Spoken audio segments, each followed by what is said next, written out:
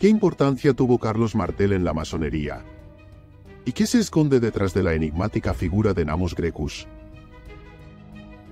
Algunos escritores consideran a Carlos Martel como el fundador y promotor de la masonería en Francia. Pero en la leyenda de los antiguos manuscritos masónicos también se menciona a Namus Grecus, un misterioso masón que le habría enseñado la ciencia de la masonería a los franceses. En este programa descubriremos quién fue realmente Namus Grecus y el verdadero vínculo que tuvo Carlos Martel con la masonería. Soy el escritor masónico Albert Maquis y les doy la bienvenida a Secretos de la Masonería.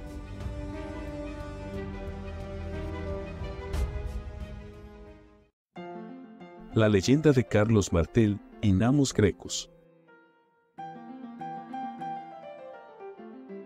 Albert Gallatin Maquis, 1807 a 1881. Masón y escritor estadounidense, autor de diversos libros y enciclopedias masónicas. Capítulo 16. La leyenda de Carlos Martel y Namus Grecus. La leyenda, que ahora se acerca al dominio de la historia auténtica, pero aún conserva su carácter tradicional, procede a narrar, pero en muy pocas palabras, la entrada de la masonería en Francia. Este relato se da con las siguientes palabras en el manuscrito Doulan. Y así sucedió, que había un curioso masón que se llamaba Namus Grecus, que había estado en la construcción del templo de Salomón, y él vino a Francia, y allí enseñó la ciencia de la masonería a los hombres de Francia. Y había uno de la línea real de Francia, que se llamaba Carlos Martel. Y era un hombre que amaba mucho tal ciencia, y se acercó a este Namus Grecus que se ha dicho antes, y aprendió de él la ciencia, y asumió los deberes y costumbres. Y después, por la gracia de Dios, fue elegido para ser rey de Francia. Y cuando estuvo en su estado, tomó masones y los ayudó a hacer masones a hombres que no lo eran. Y los puso a trabajar, y les dio tanto los deberes como las costumbres y buen salario, como había aprendido de otros masones. Y les confirmó una carta de año en año, para celebrar sus asambleas donde quisieran. Y los acogió con mucho gusto. Y así llegó la ciencia a Francia. Esta leyenda se repite, casi palabra por palabra, en todos los manuscritos posteriores hasta el año 1714. Ni siquiera se hace alusión a ella en el manuscrito más antiguo de todos, el poema Halliwell, lo que es otra prueba de que ese documento es de origen alemán. El manuscrito Cook tiene la leyenda en las siguientes palabras. Una vez hubo un digno rey en Francia, que se llamaba Carlos II, es decir, Carlos el II.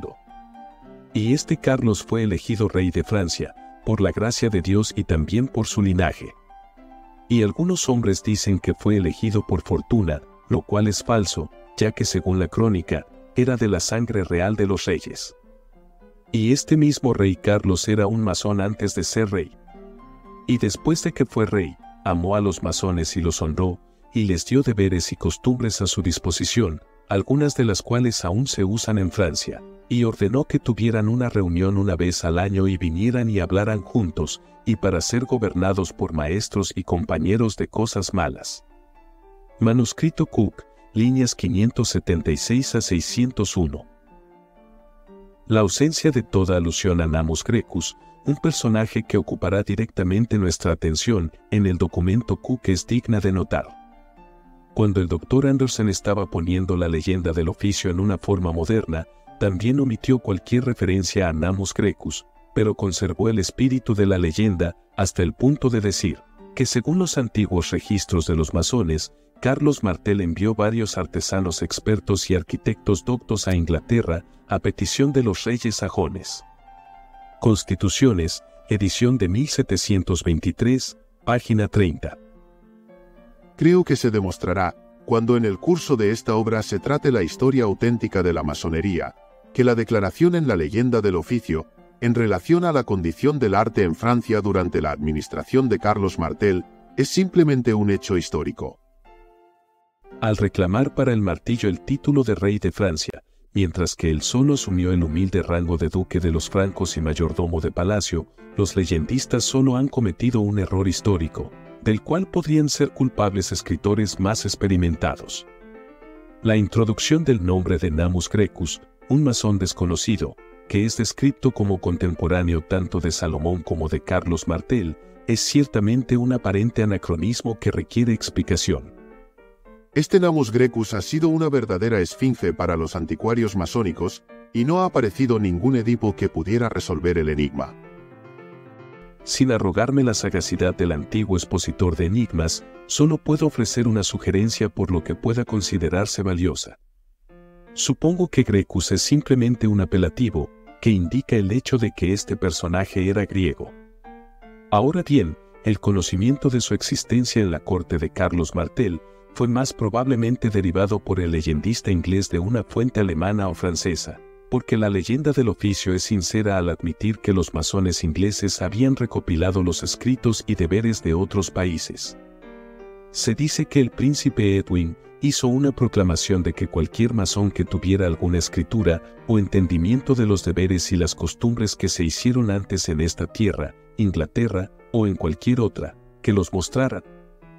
Y se encontraron algunos en francés, algunos en griego, algunos en inglés y algunos en otros idiomas. Ahora bien, si el relato y el nombre de este arquitecto griego hubieran sido tomados del alemán, el texto habría sido más probablemente Ein Morar, Namens Grecus. O, si del francés, habría sido Amazon, Nome Grecus. El leyendista inglés probablemente habría confundido las palabras Namens Grecus o Nome Grecus, cada una de las cuales significa él fue llamado Grecus, o literalmente, un masón por el nombre de Grecus, por el nombre completo, y lo habría anotado como Namus Grecus. El Maimus en el manuscrito Dowland es evidentemente un error clerical. En los otros manuscritos es Namus. La lectura corregida, entonces, sería: había un masón llamado, o denominado, en griego. No se puede decir que no sea probable que cualquier leyendista haya caído en tal error, cuando recordamos cuántos otros igualmente grandes, o incluso más, se han perpetrado en estos antiguos registros. Véase, por ejemplo, en estos manuscritos, errores ortográficos tales como Hermarines por Hermes y Englet por Euclides. Por no mencionar el error bastante ridículo en el manuscrito Leland, donde Pitagog, la forma francesa de Pitágoras, ha sufrido una transmutación en Peter Gober. Por lo tanto, no es en absoluto improbable que Namens Grecus, o Nome Grecus, se haya cambiado a Namus Grecus. La leyenda original, con toda probabilidad, quiso decir simplemente que en la época de Carlos Martel, un artista griego, que había estado en Jerusalén, introdujo los principios de la arquitectura bizantina en Francia. Ahora bien, la historia atestigua que, en el siglo VIII, hubo un flujo de arquitectos y artesanos griegos hacia el sur y el oeste de Europa, como consecuencia de las persecuciones que les infligieron los emperadores bizantinos.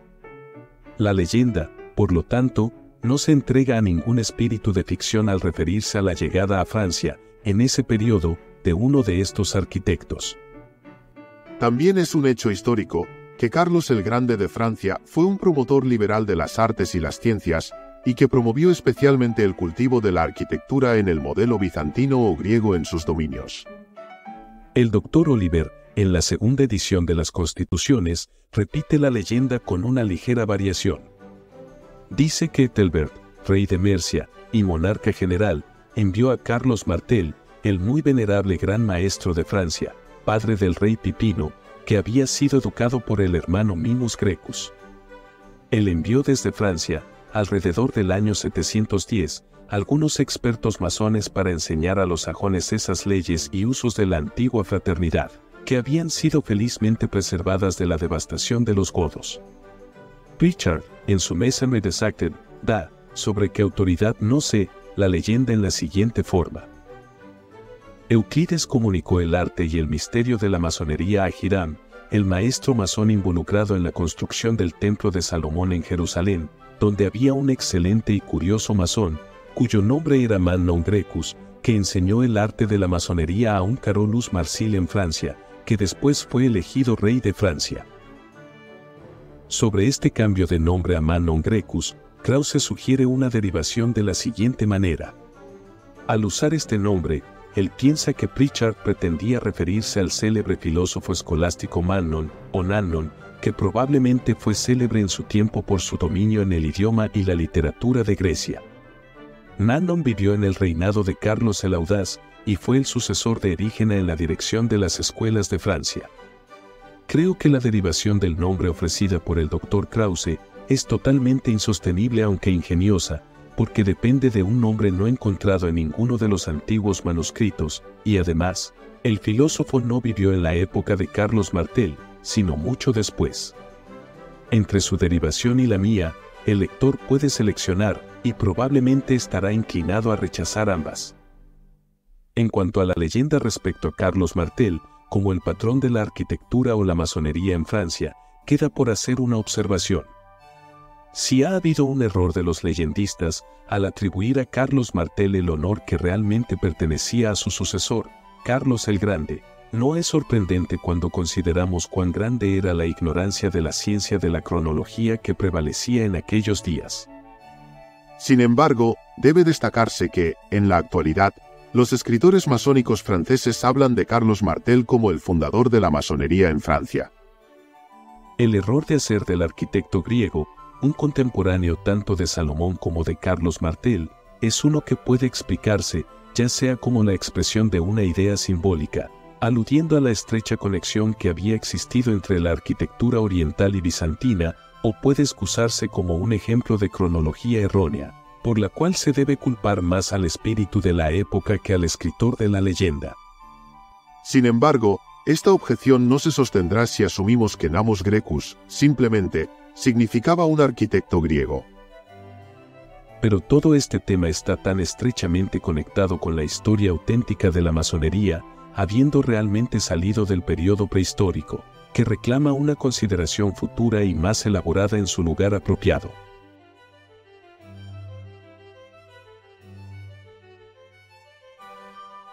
La historia de la francmasonería. Volumen 1. Albert Gallatin Mackey. 1898 y 1906. Nueva York y Londres. The Masonic History Company. Páginas 85 a 89. Si te gustó este programa, dale like y suscríbete al canal para que puedas seguir creciendo. También puedes apoyarnos dejando un súper gracias o adquiriendo el libro El viaje iniciático masónico, muerte y resurrección, del escritor argentino Diego Figueroa. Disponible en Amazon. Este programa fue posible gracias a los miembros de YouTube y a los mecenas de Patreon. Únete a nuestra logia de YouTube como aprendiz, compañero o maestro. O visita patreon.com/mmDiegoFigueroa y selecciona la membresía que prefieras para disfrutar de todos nuestros beneficios. Muchas gracias y hasta el próximo programa.